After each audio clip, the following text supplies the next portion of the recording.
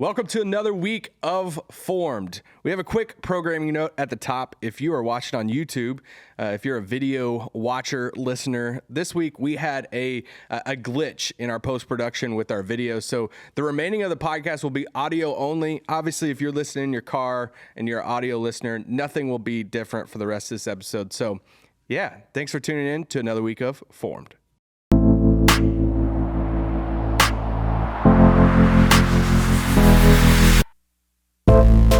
Welcome to Formed, where each week we navigate a relevant topic or question through honest conversations. We are three pastors with three different backgrounds on staff together at Irving Bible Church in Irving, Texas. We believe we are constantly being formed in the way of Jesus for the sake of the world, and we hope this podcast helps with that. So let's jump into this week's episode of Formed. Welcome back to another week of Formed. We're back. Barry's wearing the same outfit. Same outfit through my We're all wearing the same outfit. All summer long. All summer long. Barry's still on I figured sabbatical. if I wore black, it pretty much could is the fool same as what everybody. I wear all the Yeah. time anyway, either black or navy, so I could get away with this in Just multiple another- episodes. Black shirt. I know. I feel like some of these episodes that we've banked for the summer while you've been on sabbatical, that you've been able to say, "Hey, I'm in this spot Yeah. right now Yeah. on sabbatical," but we don't know when this episode's going to drop, so Yeah. we don't know. Yeah, probably at my house reading a book, maybe smoking a cigar. Can I say that on the Formed podcast? So I think so. I think so. I just Yeah, did. you just So there did. you go. Yeah. Okay, so today we're going to talk about cancel culture. So, I might get canceled for just admitting on the Formed podcast that I love to smoke cigars. Barry's just been canceled, Yes. so but no, I think about this word cancel culture, or just getting canceled. It becomes a fun thing, a funny thing that people joke about, like, hey, don't get canceled, don't Yeah. say this, don't. But it's such a real thing, especially in today's world, that you see. I do NBA stuff and Maverick stuff, and I'm on Twitter more than what I should be. And it feels like all the time I'll see somebody, not just the sports world, just somebody that has a platform on social media. They'll say something that's controversial, or they'll have an opinion that doesn't go along with the masses, and they start getting destroyed for it. And what it is progressed from, hey, well, they just have a different opinion, to now over the years, we see people online track down where they work. We see people losing jobs and, Yeah. all this different stuff, to where it just piles on, to where not just are you getting slammed online, but now you're losing jobs and way of life and all of this stuff. And this is kind of cancel culture. You get canceled for having an unpopular opinion. So I pulled up Merriam-Webster dictionary definition of cancel culture, and it says cancel culture refers to the mass withdrawal of support from public figures or celebrities who have done things that aren't socially accepted today. This practice of canceling or mass shaming often occurs on social media platforms. So when we think about cancel culture, where does your mind first go to? I think oftentimes cancel culture comes up because either, and there's a number of ways this could play out, but at least two instances is one, someone has done something that's just reprehensible or said something that's reprehensible. Or another way it plays out, I think, is if someone has said something or has an opinion or a belief about something that is contrary to popular opinion. And I think what cancel culture stems from, in some ways, is just this idea of postmodernism, where all truth is subjective, and so truth is based on preference. Therefore, if I say something or espouse a belief that is not in line with the plurality of thought, then I'm canceled. Yeah. And I think what's really dangerous with this is, or where it really goes wrong, is that it's not just, it's one thing to say, hey, I don't agree with what you said or this belief that you might hold. It's not negating an opinion or a belief or even a behavior. It's negating the person, right? It's saying, well, because you think that way, because you've done that, you are now irredeemable. You're a lost cause. There's no hope for you. And I think that's where it gets really tricky and dangerous. And that's what leads to the public shaming, the ostracization, all of that. Yeah. Yeah, I mean, I'm struck as you're reading the definition of mass shaming. Yeah. Right, and we talk sometimes in church about the difference between guilt and shame. Right, guilt is I did something bad. Shame says I am bad. Yeah. And shame then can be turned and kind of weaponized towards other people. Not you did something bad, but you are bad. You Right. are irredeemable. You are unforgivable. And so it's that idea of really weaponizing shame. Now, I think we're going to get into the fact that ideas have consequences, Absolutely. actions have consequences, words have consequences.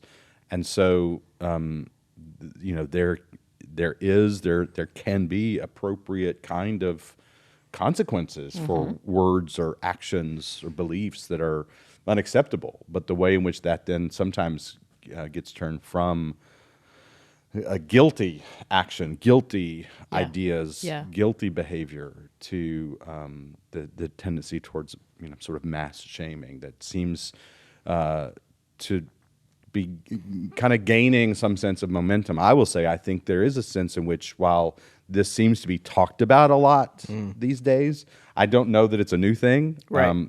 I think you mentioned postmodernism, and we'll talk about social media. So those are some of the sort of the newfangled aspects of what Yeah. we're experiencing, and yet in some ways it's sort of a human phenomenon. Yeah. It's a age-old reflection problem. of very human tendency. And again, I think in some significant, important ways, it's because of the reality that ideas have consequences, words have consequences, behaviors have consequences, and we have to own that for our own actions in particular. Yeah, I think this has been going on throughout history. And yet, I think what's happening now, though, is it's much more pervasive because of social media. That's what I was going to ask. Like, how far does this go back? Like, well, how far? I mean, it has this new label now of cancel culture. Yeah. You're going to get canceled. But how far does this go back? Well, I mean, in my own lifetime, I remember being a kid and like when, churches were canceling Disney, right? We were going to Right. boycott Yeah. Disney. I don't even remember now what, I was a teenager the first time I heard anything about churches, Christians boycotting Disney, but like that tendency to boycott something or someone because of an action that we don't like, I've seen that in various expressions throughout my lifetime. So that's not something that's distinctly new. And that, again, is where I think this is something that reflects a very human tendency, some ways appropriate, and then some ways that are exaggerated. And that we're seeing some, again, I would say some ways appropriate and perhaps some ways exaggerated in this kind of contemporary environment. But I definitely recognize ways in which, even within the life of the church, we've had expressions of this throughout my lifetime, because I think it is something that's a fairly human tendency. Where have we seen it talked about in the Bible at all? Have we seen examples of this, or is there any place in the Bible that you can go to or look at this subject? I think when it comes to cancel culture, at least the way we see it now, play it out now, it's actually in many ways contrary to the gospel. And what I mean by that is not the idea that we would stand for our convictions. That's clearly not contrary to Scripture. It's the idea that someone's said something or done something, and therefore they're canceled, right? And the heart of the gospel is a God who loves us so much that when we were dead in our transgressions and sins, he made us alive in Jesus Christ because of his great love and mercy. The heart of the gospel is forgiveness. This is what God offers to us through the sacrifice of his son. And so I think what's really troublesome about cancel culture is the idea that you've said this, therefore we're done with you. Right? You're unforgivable. Yeah. You've done something so bad that there's no coming back from this. And the heart of the gospel is there's always room for repentance and for reconciliation and restoration. Now, if there's a pattern of abuse that we see and there isn't repentance, then that's a different thing. And yet, I think we quickly run with cancel culture. What happens is we quickly go to judgment, and we quickly go to labeling people as unworthy. And I just think that's not what the gospel calls us to. Yeah. It's like, what does getting canceled really mean? Does it mean you just don't have your public platform, or does it mean you're unworthy? Right. That's Right. And I guess I would just, add in, I think there are times where, because ideas have consequences, words have consequences, behavior has consequences, that it's appropriate that a person lose their platform. Yeah. Right. It's appropriate that the influence that perhaps they have achieved is taken from away. them because their words, because their actions, because their beliefs. And I even think about that with respect to, you're kind of talking about the Bible. I think about, in my role as a leader, my mind goes back to the sort of warning of James, like, not many of you should aspire to be teachers, because there is a kind of higher level of accountability that comes with that.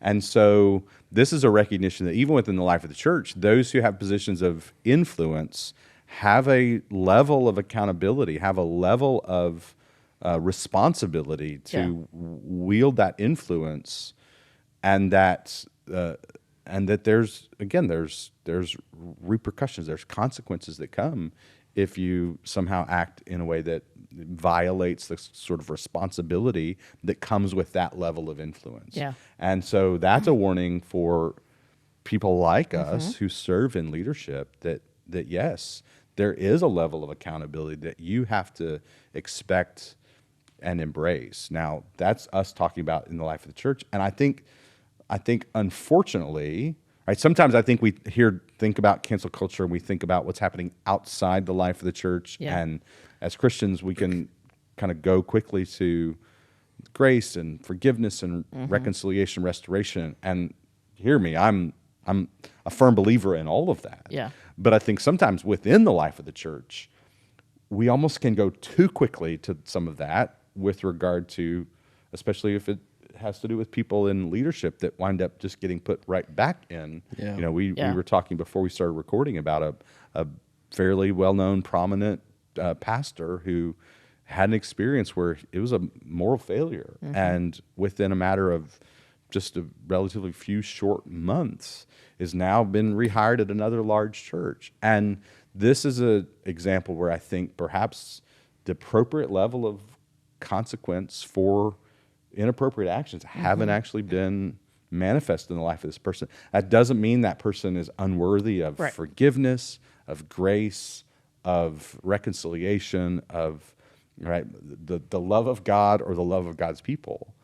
But it may mean that person doesn't belong back in a position of leadership or to be given that level of influence again as a consequence of this behavior. Yeah. I think there's certainly times where, and this is where there's no one answer for every scenario. Yeah. Right. So there are times where we have to stand for our convictions and call people out, particularly people when they're in positions of power that are abusing that power. I don't think God tolerates things like that. And so there's certainly times where we have to call that out. And then there's other instances where there's an opportunity to extend compassion to people that perhaps everyone else is not extending mercy and compassion to. And to know the difference is that's what takes discernment and wisdom. Yeah. So how do you ride that balance of accountability and grace? Of you got to be held accountable. Yeah. You are held to a higher standard, but we also show grace at the same time. How is there a one-stop shop? Yeah, I think there's not a formula. Yeah. Right? It is the recognition that as followers of Jesus, we hold these things in tension. We hold in tension conviction, accountability, justice, and love, grace, mercy, forgiveness, restoration. And it's really not an either or. It is, how do we hold these things in tension? What is appropriate to the particulars of this situation? And in some ways, perhaps the idea of cancel culture is an indication like this has become sort of a pervasive kind of posture. And I think for us as followers of Jesus, it's recognition there's not a sort of one size fits all, but how do we hold these together? I even go back to the way that Jesus is described in the opening verses of John's gospel. He came full of grace and truth. And I think that idea that Jesus is 100% grace and 100% truth, we tend to sort of want to default one way or the other, Right. either towards grace, sometimes in ways that compromise truth, or we're going to hold to truth and not be graceful. And the challenge for us, the tension for us, is always to try to figure out what does full of grace and full of truth look like in the particulars of this given situation. It's not always easy and it's not always clear. It takes discernment. Yeah. I think we stand for our convictions, and yet how do we speak the truth in love? And to know the balance, to be able to balance those two things in ways that are healthy, is what we have to strive for. I think you also have to ask, like, who's canceling? Yeah. Like, that's good. who's canceling you? To where, you know, I could get on Twitter and share a Mavs opinion and have all these people with cartoon profile pictures that you don't even know who they are, that Right. you're just slamming me. And it's like, should I care about, that? Yeah. Or what if I said something on this podcast and I'm getting, quote, canceled or whatever from you guys in like church Right. leadership? And it's like, that's going to mean a ton more than, Yeah. and even in over the past, 4 or 5 years, to where we've talked about that kind of the division of the two sides, left, right. You could get canceled by the left, you get canceled by the right, Yeah. depending Yeah. on that. Yeah. I think that's the question. And that even goes into, and this is one of the questions I want to ask was, what's the difference between, cancel culture and this like biblical separation from the world? Yeah.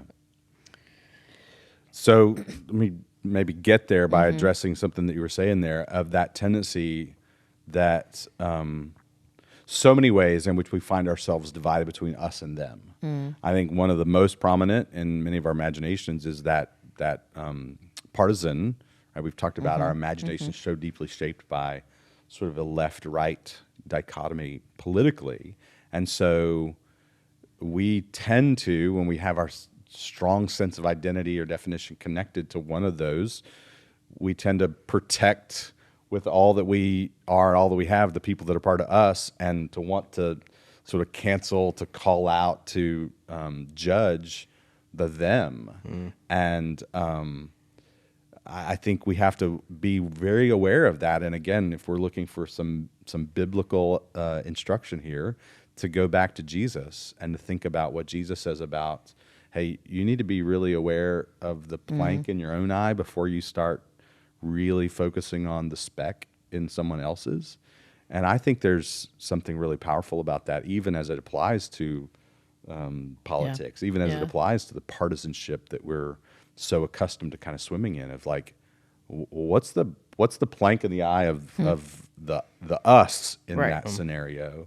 That's not to say that there's not a speck in the eye of the other. It's not to say that you don't have moral discernment and judgment about someone else's. But does that make sense? Yeah. Like to recognize, rather than this kind of tribalism that says sort of we're always in the right and they're always in the wrong. So I think there's something there that's really important for us to think through. I was trying to connect that back to the way that you asked the question, and now I can't remember exactly I was how talking you about, asked like, the question. But biblical like separation from Yeah. the world, that like for some people they wear it like a badge of honor. Like, I got canceled because I stood for this. Yeah. And it's like, in a way, we are called different from our world and from our culture to, it's so what's the leeway? What's the definition, or the difference between those two kind of? Yeah, I think, just generally, one thing I would say about this is to have an attitude of curiosity. Oftentimes, I don't think we take the time, and I know I don't always do this, and so this is something I'm trying to practice, to really understand the other's perspective. So one, it's just seeking to understand rather than always to be understood. And then two, again, it's standing for your convictions, but how do I do that in a way that I'm speaking truth in love, that I'm being gracious in how I'm communicating this, and yet still it's practicing differentiation, right? I'm going to stand for my convictions. I'm going to stay strong to what I believe is true, and yet I'm going to stay connected to you in that. I'm going to try to understand where you're coming from. Now, again, I'm speaking very generally because different scenarios, that may not be the right thing to do in terms of, well, I do understand where you're coming from, and I think you're still wrong, and what you've done is reprehensible, and I can't stand, I can't agree with you on that. I think the other thing is to always realize that we pursue kingdom values, and kingdom values are almost always contrary to the values of the world, and so not being quick to almost jump on the bandwagon, but to think about what is the Lord inviting me into? How should I address this in a way that would be honoring to Jesus? Yeah. It's good. The your example of somebody who almost sort of takes pride in as a believer being canceled, just to me that represents that posture of sort of culture war, us against them, Yeah. which I think is deeply problematic for those of us who are followers of Jesus, because Jesus came into the world for the sake of the world, and he lived different from the world, distinct from the world, but his whole life was for the world, and I think that's how we're called to live. So rather than against the world, this kind of culture war posture, I think about the words of Peter in 1 Peter chapter 2, live such good lives among the pagans. Yeah. That though they accuse you of doing wrong, they may see your good deeds and glorify God on the day he visits us. This is what Peter says about how we're to live in this kind of increasingly inhospitable cultural environment, which certainly the world in which Peter was writing in, it was kind of culturally inhospitable, that they were not to be culture warriors, go into battle, but they were also not to be sort of isolationists, withdrawing from, or even assimilation, just blending in, but it was actually to live such good lives. So this idea of you live something distinctly in your ethics, in your way of life, in your sacrificial love for others. Live such good lives among the pagans, among those who are far from God, right? But among is an important word there, that you're actually sown into the life of the world around you. Yeah. Live such good lives among those who are far from God, that though they accuse you of doing wrong, right? Though they may actually see your way of life as problematic or even reprehensible, they might want to cancel you. But you're living such good lives among those who are far from God, that though they accuse you of doing wrong, they may see your good deeds. They can't deny the goodness of your way of life, so that they may glorify God on the day he visits us. This is Peter echoing the words of Jesus from the Sermon on the Mount, let your light so shine among people. And I think that's how we're called to live, not with this us against them culture war kind of posture. Yeah. I think of the early church and how they lived in a society, in a culture that was always opposing them. So they're following Jesus, so contrary to the culture of their time, and yet they're giving their lives away for the sake of the world. They're the first ones to care for the poor, for the orphan, for the needy.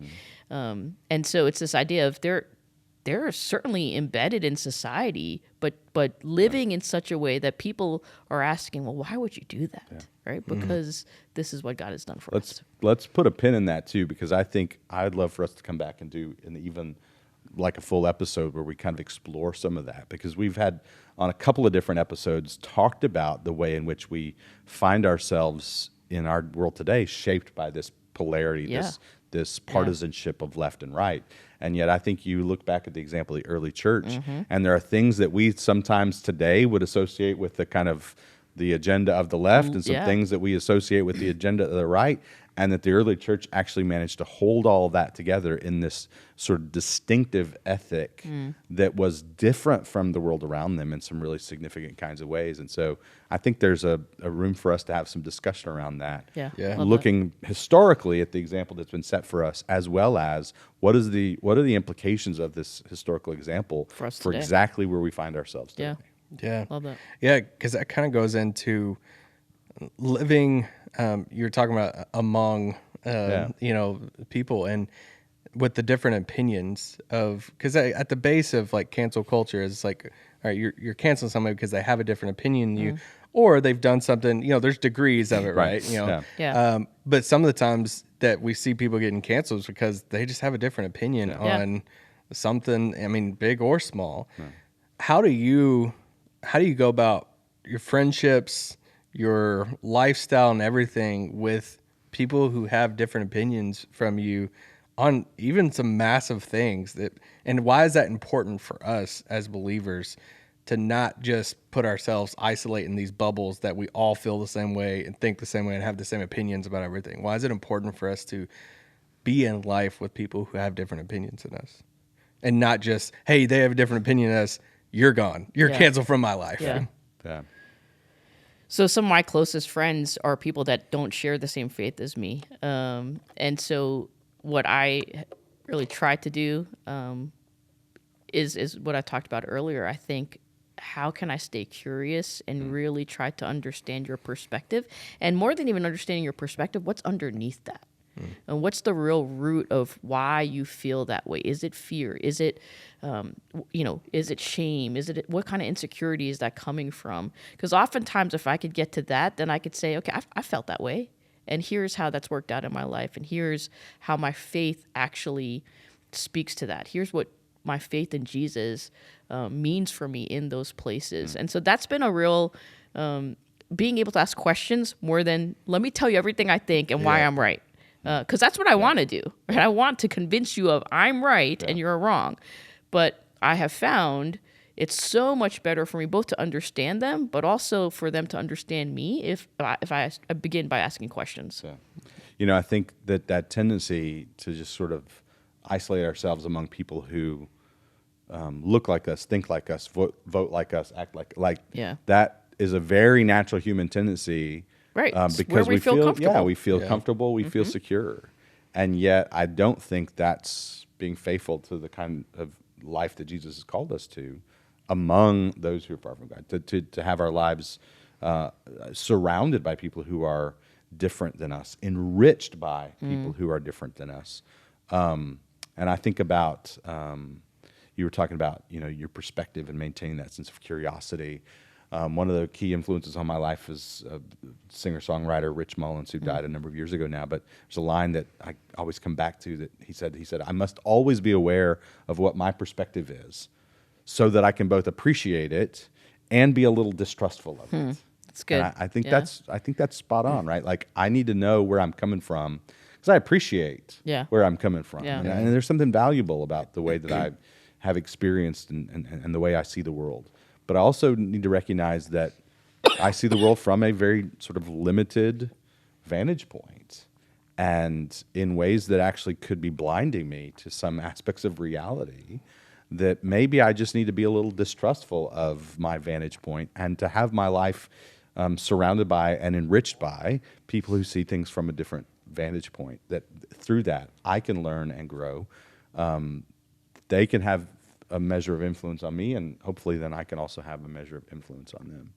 It's one of the things I can't recommend enough. Like, it's something I take a lot of pride in, of having probably more friends outside of the faith than feel the exact same way as I do, because I think that's challenged my faith more than anything, those conversations, and even just the mindsets on everything, of being able to engage in those relationships and see there's things that we view from certain angles that we never see from a different angle. Yeah. I'm like, oh, okay, you visited our church and you saw this, and it's like, I would have never seen that if it wasn't for those different set of eyes on that. And so thanks for this conversation. Yeah. It was good. This is, we talk about having these honest conversations on these relevant topics, and this is one of them. That it's not easy to talk about cancel culture because it is that balance of accountability, of people. We have to have accountability, especially in those level of platforms. But also, it can be dangerous at the same time, and grace to where people are not unworthy. Now I'm worried he's going to ask us a question that's going to get us canceled here today. So Barry, how can we get Barry canceled? This is the end of this episode today, our banter fun. And I gave a homework assignment. I was like, hey, what's an unpopular opinion that you have about something? Now, I put in parentheses fun, okay, so we don't get in too much trouble. Don't wanna get in Although too I much don't know. Yeah. Some Don't of get our too many greatest emails about controversies. this. I'm a little gun shy after the whole French fry thing. That's right. Yeah. Who wants to go first on this? Sissy, do you think, you Sissy? got this? I'll go. Okay. Okay. All So I don't know if this is unpopular because I think I'm right. So maybe it is. I'm This excited is for what this everyone one. should think, I think. So there's a great debate about pizza. So New York pizza, Chicago deep dish pizza. Okay. I think New York pizza is the best. And I'm not sure I'd call other pizza. I think it's Whoa. just dough with some cheese and sauce. Whoa. But also, Now here's my we're- second. now Here's my we're- second part of this controversy that I'm about to start. Pizza should be eaten. I'm very adamant about this. Pizza should be eaten folded. Like you don't eat pizza with a knife and fork. Like a taco? Yeah, like you fold it and you hold it. It's the way you eat New York style Yeah. pizza. But I don't there understand when are people eat pizza with a other knife and fork. forms of legitimate pizza. So you don't even call deep dish pizza That's not pizza. That's dough with some cheese and So do you some think that's tomato like a sauce. pie? Like a pizza just- pie? I don't know what it small. is. I mean, I guess but- pie. Yeah, but But Yeah. also, when I moved to Texas, I kept seeing people eating pizza with like a knife and fork, and So okay, that's next level. by the yeah. time this episode airs, I will have returned from here we go. Italy.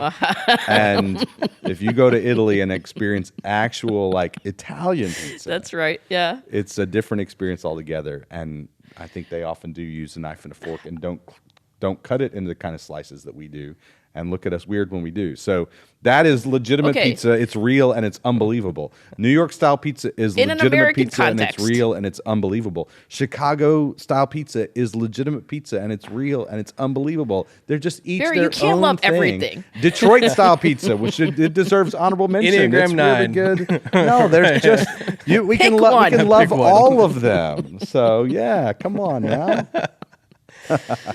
There's one thing of saying it's the best. The other, it's a next level of saying Yes, that's what I'm saying. there's no other pizzas That's what out I'm there. saying. I think that's true. what I'm saying. Of course, think she's that's going to true. say that's what she thinks is Yeah. true. She knows deep down in her heart that she's wrong. Okay, if you but have she's to- now got to dig her heels in. send the emails my way. If you have to order pizza here, and I don't in order pizza Dallas, here. You don't eat pizza here. There's one place in South Lake. I don't know if I should tell everybody Little about this. I Caesars? should because I want them. No, it's called La Scala. They're from Brooklyn, and it is almost as close to New York pizza as you could get. and you fold it. Now, and you fold it. Oh yeah, it's New York pizza. You fold it. Okay. I mean, if you're in New York City, you eat it off that like white paper plate, which is so great. Like just because you just need that to Joe's catch the Pizza. grease. That's good. Joe's Pizza here. No, in New York. Oh, yeah. I mean, Okay. we won't get into like which pizza in New York. That's a whole other episode. You have to fold it because it's so greasy. You just have to Yes, fold that it is and the right amount of grease and cheese to sauce. Like all of this is a ratio. then you have to find the closest bathroom. All right, Need so a napkin. Let's just end there so I don't get in trouble. No, I want to hear what he's got. yeah, we got to get All right, Barry's. somehow Disney came up, and I got to say, I know I'm going to have some haters for this, but I think Disney World is remarkably overrated. Right? Boo. So I think that it's said to be the most magical place on earth. That's completely a lie. Like it is I refer to it as the den of Mickey Mouse consumerism. Like it's just everywhere you go, they are trying to sell you stuff. Yeah. And so how is it like it's not real? Like I'd much rather go to a real place and experience real culture rather than just trying to be sold Mickey Mouse stuff everywhere you turn. And as far as the rides and all that, like we got Six Flags. I mean, come on. It's You just compared Six Flags to Disney. That's great. Totally. All So right, Will, you got to now- clip this entire Disney this is- clip from Barry. This is going to be our most like. come We've on got now. Six It's really Flags. there's not that many great rides. Did like you they're just fine. compare Disney World They're to Six fine. Flags? They're That's spoken fine. like a Texas it's not, boy. It's not bad. We've got Six Flags. It's not bad. It's just they're fine. They're fine. there's so many different angles. You Yeah, just took where do we go with this? shots at it with Yeah. Disney. It's not magical. It's like a fake culture. Yeah, yeah. The It's den of supposed to be Mickey the Mouse happiest place consumerism. on earth, right? The Like, happiest place yeah, on that's earth. it, right? No. That's Not incredible. no. No, I was no. yeah. We've been a couple of times. It's not all that. No, you weren't happy. No, there. it's fun. I mean, I love it. I'm sort of playing it up. I'm trying to. Yeah, It's but, okay to not like something, Barry. Yeah, it's just a little overhyped. I mean, come on. It is expensive. Oh, It is overpriced. really Yeah. expensive Definitely expensive and exhausting. and exhausting. That's and true. so- Get some steps in there. I bet you Yeah. think that the new Star Wars ride is awesome. Now that is a different. Now when we start talking about the Star Wars, right? But And you haven't been on that. I've been to the one in California, the Disneyland. Okay. Do they have the Millennium Falcon in Florida now too? They you do, need to right? go. They You have need it? to go to that new Star Wars ride in. So in that Florida. might change everything Yeah. of what I just said. That might make the whole thing But, worth it. Yeah, but I mean, here's the deal: we've gone a couple times to Florida. We've gone to the one in California. It's great. It's fine. But it's just a little overhyped. The next time I go, I'm gonna think about you. I'm like, how does Barry hate this place? Okay, so I honestly could live all day on this segment because there's so many things I'm like, Yeah, what I'm do you all got? out on. I think The Office is horrible. Oh, Are you serious? oh! I think it's just dumb. I think it's there's not a TV show that I think is like super funny, but like the level of cultnish that like or cultish vibe of The Office watchers that I just don't get it. Is there? We're all three of us getting canceled at the end Yeah. of this episode. Yeah, I'm but I like telling The you. Office. So. Yeah. Or I'll take it a step further. Uh-oh. I'll say sitcoms with laugh tracks. With laugh tracks? Horrible. You're If out. you have to have a laugh track to tell not. somebody when It's to not laugh, it's funny. not funny.